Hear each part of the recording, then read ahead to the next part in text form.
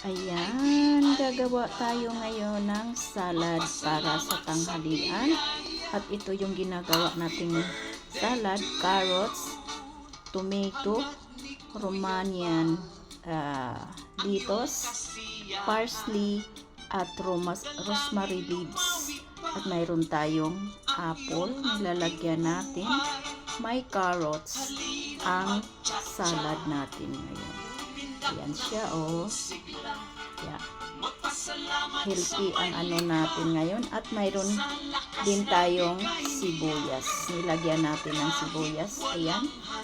May nakikita kayo? May sibuyas yan. Yan.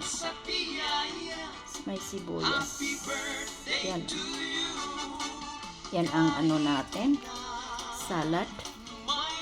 Carrots talaga at cucumber, hindi mawawala sa atin ang cucumber sa isang salad, di ba? Kaya ihalo natin siya at lalagyan ito ng pomegranate syrup, sugar at lemon. Yan ang olive oil. Yan ang ilalagay natin mamaya. Sana, pero ni-ready ko na lang siya. Yan, may nakita ang sibuyas. Yan. Sibuyas, diba? Kaya yan ang salad natin for lunch.